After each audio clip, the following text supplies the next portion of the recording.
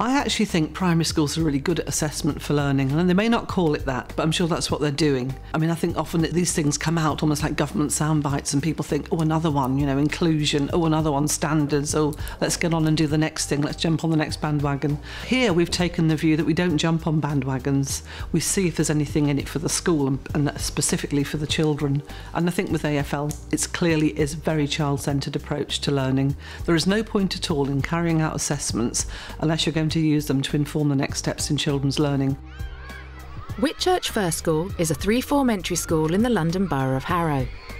64% of pupils learn English as an additional language, and 13% are designated as special needs.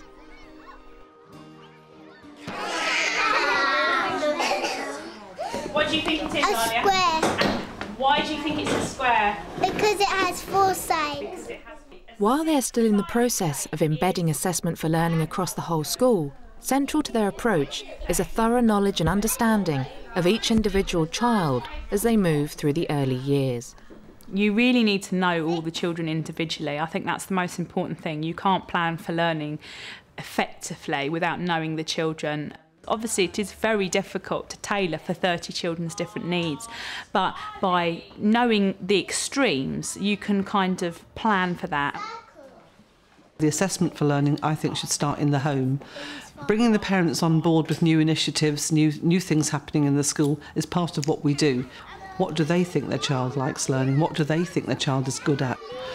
Which we do through parent conferencing. Thumbs up if you thought it went really well.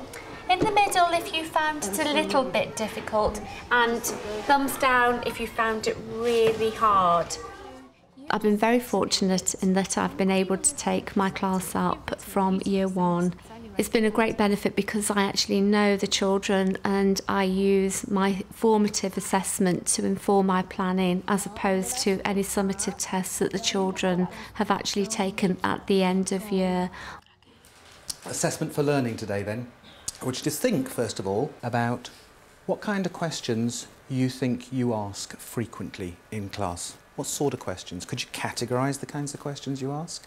What if? What if? What would happen if? What would happen if? As part of the school's ongoing commitment to developing assessment for learning, they hold regular inset training for new and existing staff. What kind of questions do you ask? Open. Oh yeah, of course we do. Would anybody give an example of an open-ended question? What happened next? What? Oh, nice. What happened next? So that's about imagination and about creating a new ending or a new next point. But you know, there's absolutely shed loads of research that says teachers ask about 300 questions a day. 80 to 90% of them are short, managerial or factual questions. You do have to think about exactly what you're wanting to get as an answer, and if it is an explanation, then it obviously needs to be an open-ended question. But sometimes you do need a focused answer. I'm not saying open, brilliant, closed, dreadful at all. All right? The purpose of those questions is for us to shape the learning and to help the children shape their own learning.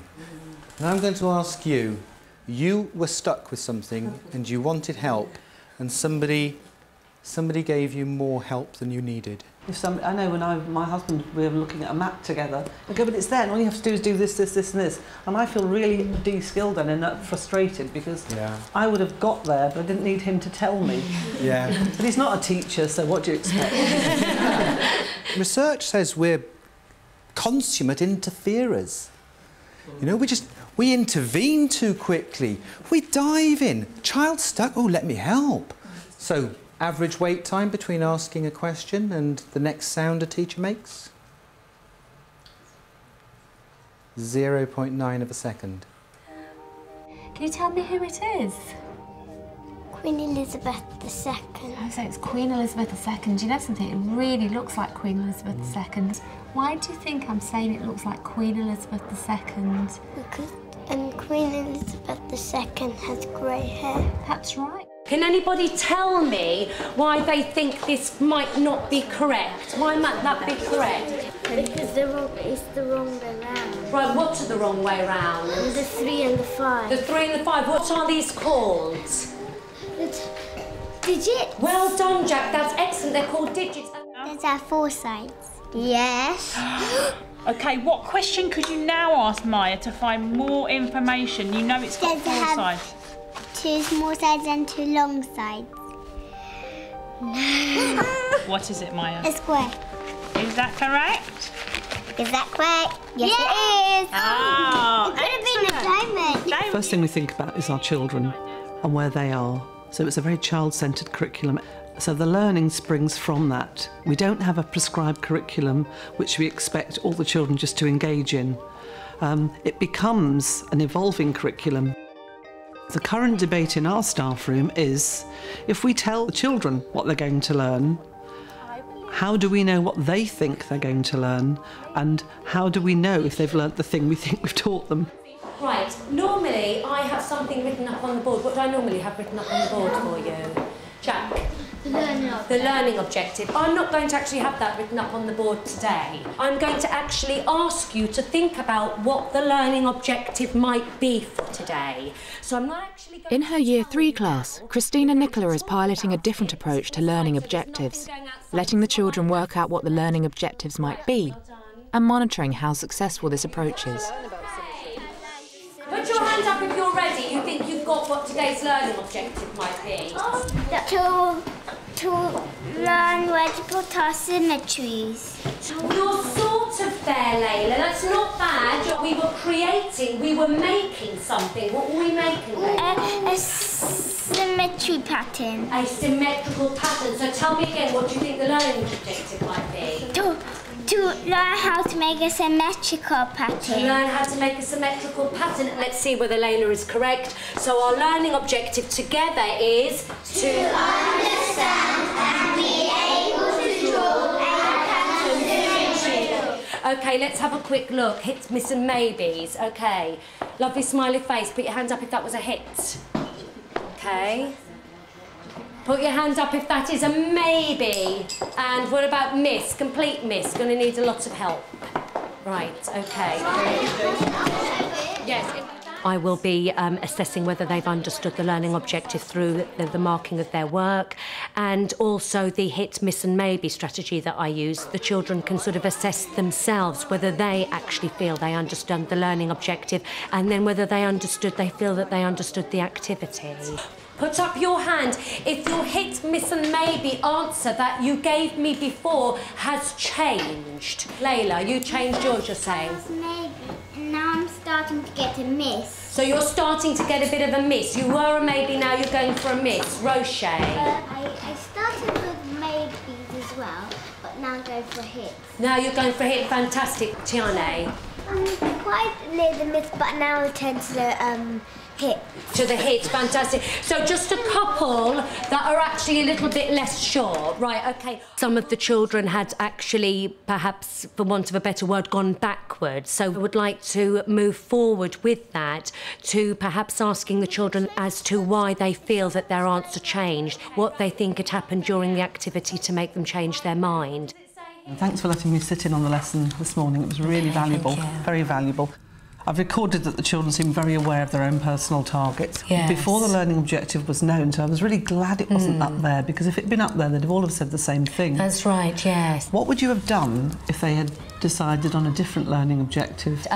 If they'd said something completely wrong, we would have talked through why. Why did they think that? Why did they think that might be? And then I would have probably drawn their attention back to some of the things that we were looking at during the lesson, and then perhaps asked them to think about it again and go back and have you changed your mind now? Do you think the learning objective could be something different? Which is another thing, just have they changed their minds about something in the lesson to what they thought in the beginning? Do you know, sometimes I think children think they understand when they don't fully understand the concept that they're trying to understand. Yes. And towards understanding, you can sometimes go to being a maybe before you become a hit. What are you going to do about that now? There is the possibility of perhaps moving the children so that perhaps they were with a child of slightly higher ability. Yep. So we expect really, in every year, people review their plans, but within the whole school framework for assessment for learning, through the strategic plan, there is a whole aspect that's in there, which is, we're looking this year, for example, at value added, and we're very keen indeed to see what value we add into the children's learning.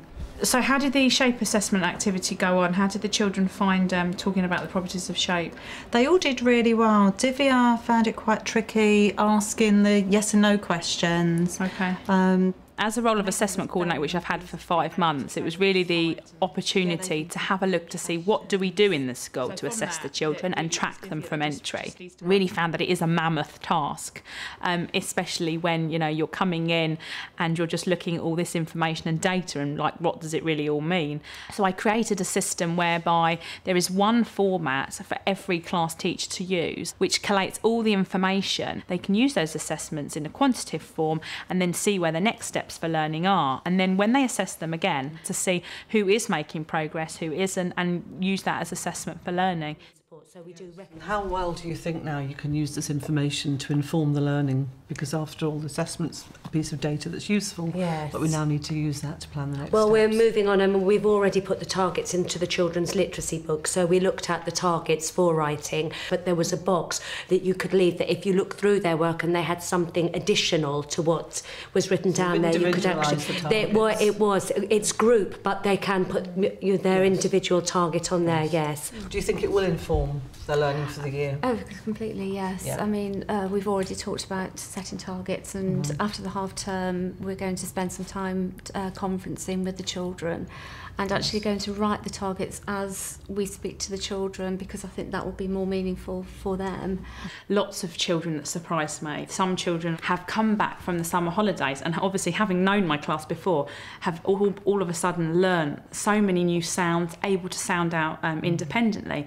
And so for me they've made a massive step, and without that piece of assessment would have already assumed that they wouldn't have made so much progress in the summer. We found in 2 classes that it's probably the sort of high flyers and the middle attainers that have dropped. Perhaps they're more complacent about their learning. That's than the other right, children. yes. And perhaps their families are more complacent. That's as well. right. Maybe for next year, we'll to put that into our planning to ensure that parents know. Even if we put it in within the report, if I do a letter towards the end of the summer term and say, this is what can happen unless you intervene.